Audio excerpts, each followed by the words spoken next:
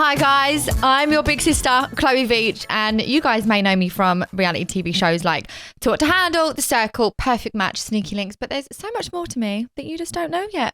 Okay, and we're going to dive into it. Not only are we going to be recapping some of the craziest reality TV moments, but we're also going to be exploring the real life lessons behind what you see on your screens. And I'm going to be sharing my own personal struggles and lessons that I've learned along the way. I'm also here to take your calls. So make sure you call me on 888-91 on air.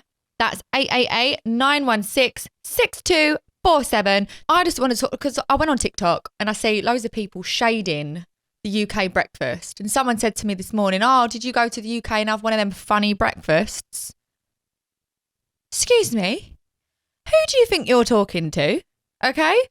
I'm telling you, the whole of the UK, if we didn't have full English breakfasts, which include bacon, beans, sausage, mushrooms and hash browns, we would be a severely depressed country.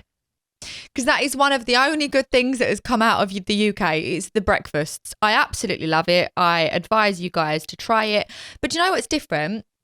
You guys in America don't have the correct bacon, the correct sausages, or the correct hash browns. So your version or perception of what an English breakfast would taste like is the American version of what an English breakfast actually is. But actually, all you need to do is just fly to the UK or order it on Amazon or something.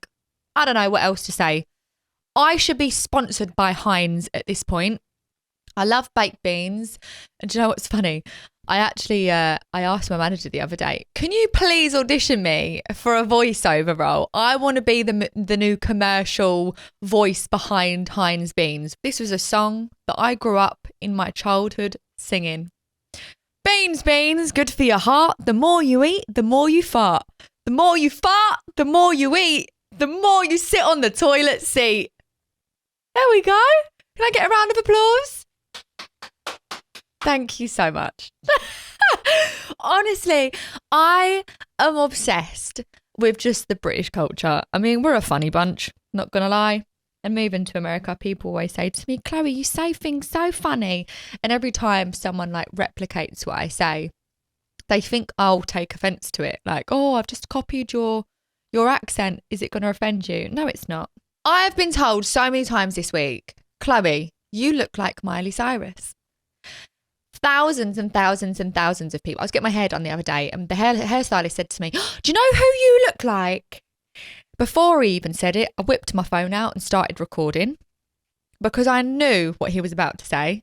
I went, Miley Cyrus? He went, oh, yeah, how did you know?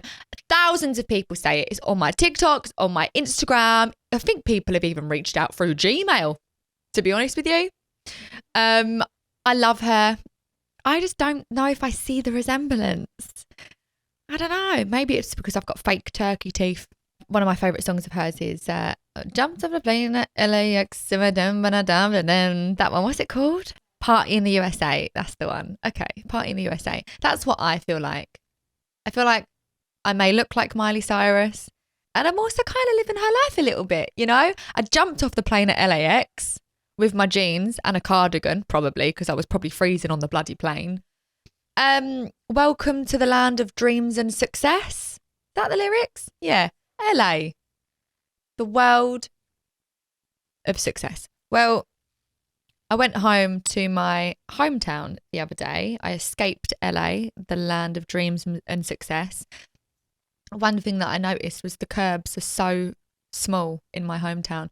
The curbs in the US they're ridiculously big. You do not need curbs on the side of the road that are 7 feet tall. And it just reminded me of where I've come from because my small town, I see my mum, my dad, my brother was visiting. It was really nice. It was really needed. I think sometimes we're all so fast paced that we need to just chill out a little bit. Like if I'm not doing something, I feel like I should be doing something.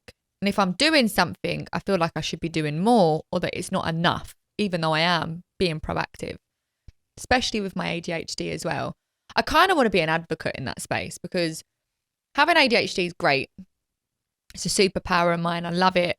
But at the same time, I get overstimulated, especially being in LA. So going home and just lounging on the sofa and chilling, eating crisps and full English breakfast, singing my Beans farty song. It's just a simple pleasure of mine. You know, I think anyone that's moved from a small town to a big city, give yourself a pat on the back because it's a massive change. I felt a little bit different going back this time, I'm not going to lie, because normally I go home and there's a running joke in the family. Oh, Chloe's coming home for a week. She's going to extend her stay for 3 months and then she's going to go back to LA when she actually has to go back. But I went home. I said I was going to leave on a certain date and I did leave on that certain date. And I'm really proud of myself because normally I feel guilty. I don't want to leave my family. I feel like I don't spend enough time with them. But then I realise I'm fucking 26. Do you know what I mean? I'm going to start having kids in the next 10 years. So the fact that I'm 26 and I'm feeling this way is quite normal. I think I've transitioned from someone that was in their early 20s.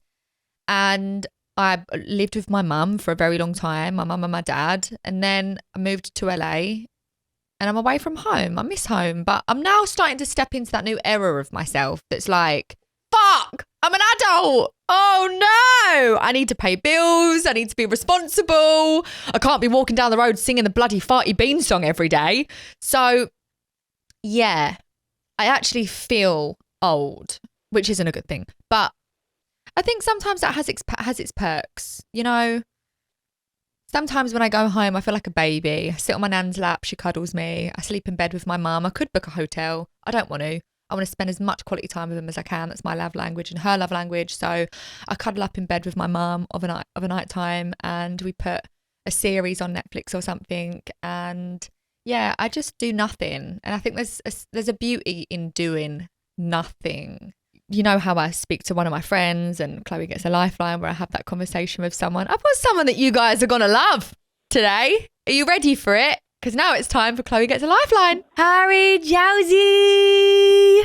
You got to tell me what it was. It's me. Yeah, I know it's you. I just didn't know when I was meant to say hello. Are you? Did you mean to call me, or is this a prank call?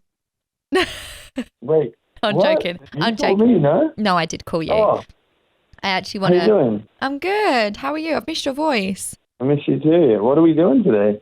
Well, people normally call in and ask me certain questions and I give them advice. But I wanted to call you today because I want us to have a conversation about something that other people can relate to. Platonic friendships. A girl being friends with a guy and actually being just friends. Because I feel like every time we're together or we do your podcast, Boyfriend Material, or if we're out in public, we do TikToks and stuff, people always think we're fucking. Well, we're in love. It's okay. No. Oh. I love you. I love you. Yeah, I think the being in the spot that we're at is so valuable, and I feel like it sucks when there's people that feel weird about it because it is kind of organic, or it's natural for a partner to feel weird about platonic friendships, especially when they don't. I think it's like the unknown, right? Like the fact that you and Nikki are like super close, and anytime I've had a girlfriend, she's immediately met you. I think that kind of takes down the walls of like weirdness or scary stuff, because I've been in situations where I've been too afraid for my partner to meet the girl because I'm like, I know, like it's just going to be hostile, but also like maybe there's like something going on, not you, but like other situations where maybe that feels a bit weird and it's going to be hostile, whatever. Yeah. So I feel like just because we've been so good off the jump when it comes to like I feel like you've met. I've met everyone. Yeah. Oh my gosh, yeah. No, to be honest, I'm glad that you spoke about like how it makes you feel a little bit as well, because like I think I've told you before that I've had to actually have a sit-down conversation with some of my ex-boyfriends and say like, listen, he is just a friend. Like we are just like very good friends and the chemistry in our friendship is great and that's why we're friends. But it's something that I don't think it should have to be explained on that level. Do you know what I mean? I think sometimes it's okay for a partner to get insecure and jealous and need validation or just reassurance. You know, like I'm a very good looking woman. I can imagine that any one of your girlfriends is going to feel threatened. I'm joking. No, that's the thing. I get it. I'm a stud. So I get why your ex. Well, also, to be fair, Chloe, in the past, you've dated fucking losers. So, like, I understand them. They'd see me, 6'5", blue eyes, Australian, single, rich, like, all these, like, horrible things. Harry's like, I can see that Harry's using this as an opportunity to promote his show. Listen, I'm 6'5", blue eyes, rich as fuck. Please audition for Let's Marry Harry. Please, guys, please. The link is in my bio.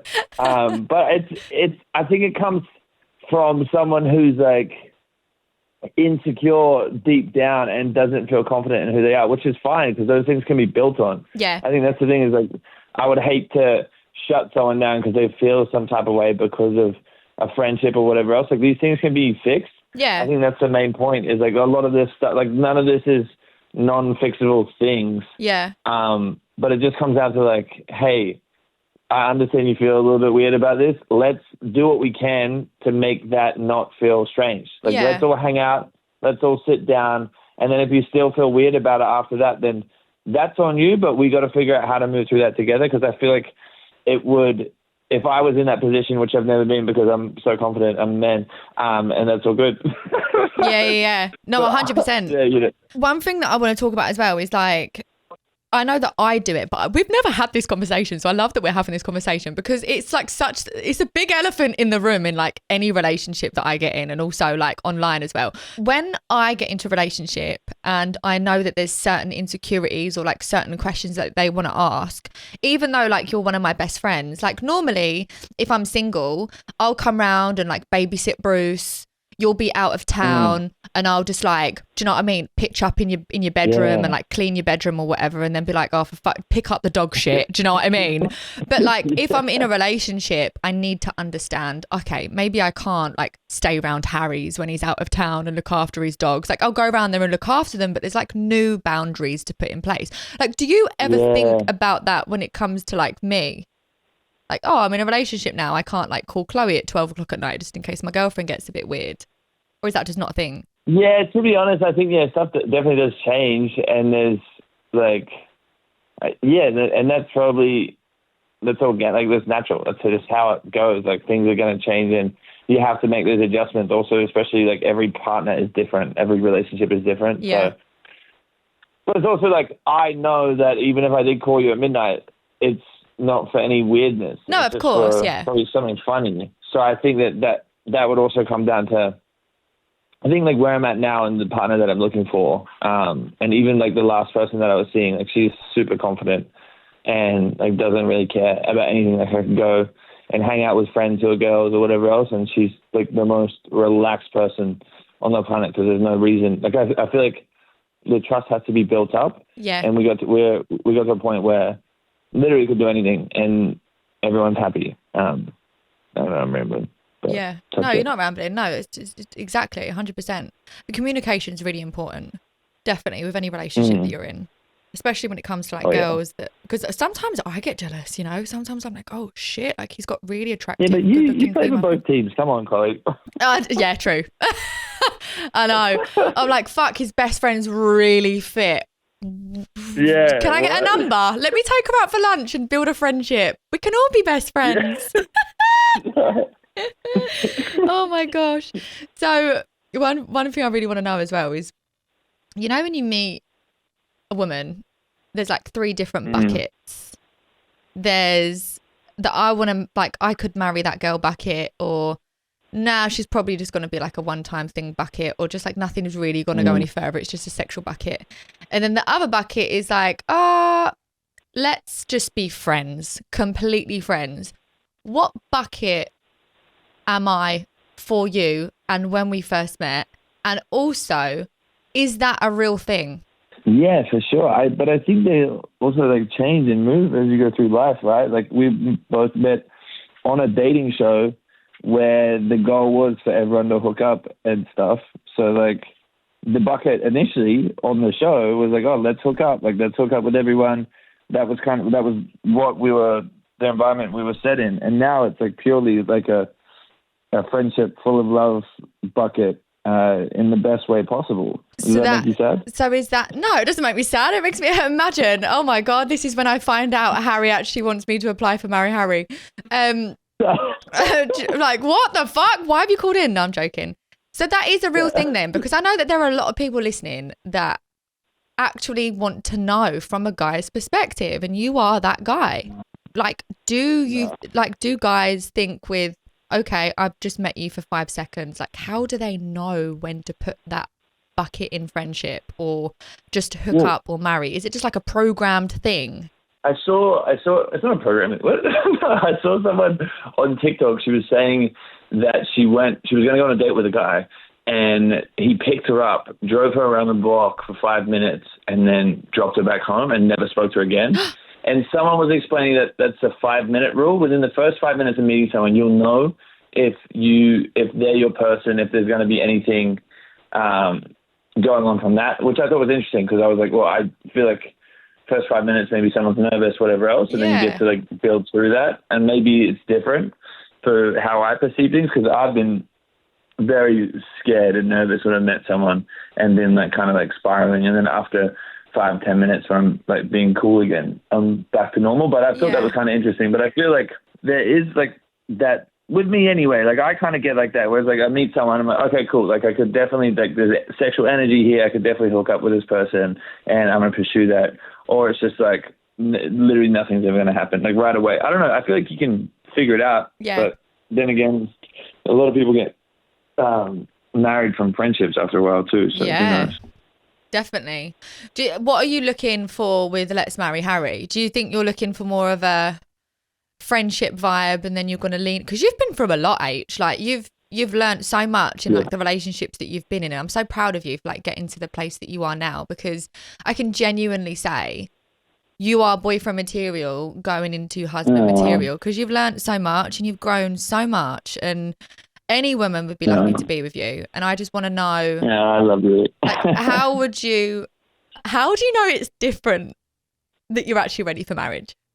Because I think that whether you believe it or not, apparently I'm in my Saturn return, and that's like the most traumatic time in anyone's life. That's between the ages of like 27 to 30. Yeah. And after dating a lady who was telling me about this stuff, I found it kind of interesting, because I came back after losing my dad, and I was like, wow, that's what I want. I want to be back home in Australia with a family, having kids, around my sisters. Like, they're the coolest people I know. Yeah. I really want to just help them and keep building and growing back home in Australia. And I felt that like in my soul that is what I need to do.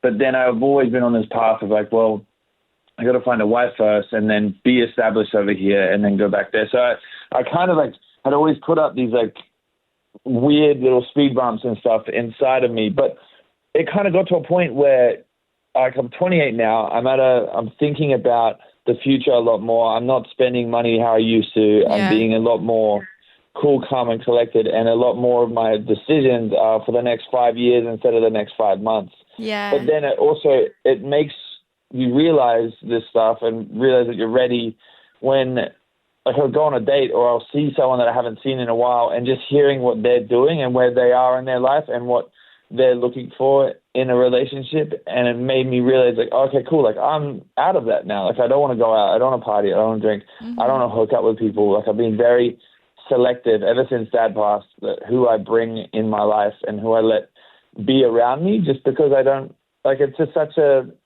I don't know, it takes your energy when you're around the wrong people, and you want to protect it. Especially when you want to build. Yeah, you got to protect it. And I feel like, and this is what I've realized recently, is that you are what energy field you're in. So, like, when I was doing this film in Oklahoma, I was thinking, like, damn, like, being around all this energy where they're filming so many movies and stuff, I'm meeting so many cool people that are doing all these cool things. I'm flying home, and the guy beside me is one of the main camera operators on Marvel films. Wow. And then I get back, and I'm on Runyon, and this girl hands me a script, and she's like, we're doing this like Sex and the City style TV show. Would love to have you on it. And I was like, okay, so you are what your energy orbit is. And I realized that I stopped hanging out with like single friends that go out and stuff. I've been hanging out with my friends that have kids and I'm married and whatever else. So I was like, okay, well, maybe I'm in the energy orbit of all this stuff, and that's the next level of where my life is going to go. And I feel like naturally you progress into the energy orbit of family and relationships or whatever else. But it just was a different perspective to be like, okay, cool. Like, because you see all these people that, like, oh, you are who you surround yourself with. So if you move to Miami or you move here, I just think it's like the energy of the place. Like if you move to Miami or if you move to LA, like there's a high. I also think that it's as like an internal thing as well. Because you can either be in Miami or be in LA, but you can be a closed-minded person with shitty energy in any of those places and not thrive in any environment. But I think because you have completely tried and have worked on yourself and you've gone through and had those conversations about spirituality and opening up your chakras, and you've got crystals in your apartment, and you're like being subjective to like what you read and what you absorb yourself with, you've now kind of like accidentally, intentionally fell into, fuck, I think I'm ready to settle down and have kids and get married. And I'm so happy for you. And if I'm not a fucking bridesmaid, I'm going to chop your dick off. Do I get bridesmaids? No, I don't know. You should, no? Wait, what? You gotta... I'm a guy. Yeah. I don't want to be a groomsman. I'm a groomsmaid. Yeah, can you do that? I don't fucking know. A groomsmaid. That's a new thing. Groomsmaid. Thank you very much. I'll come over to fill in my application later. I love you and I'm proud of you, and thank you for talking to me. I love you loads. I'm proud of you too. I'll talk to you soon. Talk to you soon. Bye. Bye. Do you know what? Sometimes I never know what I'm going to get with Harry. Normally it's fun, and I never know if I'm going to get his silly side or his vulnerable side. And I can tell he's been around some really good people recently because he's actually talking about his emotions. So we love that. Absolutely love it. Are you in need of advice, guys? Because I've just spoken to Harry and chatted his ear off and gotten some advice from him. Is there anything that you would like to talk to me about? You know, you can call me if you want. You don't have to, but I would love to hear your voices on 888-91 on air. That's 888-916-6247.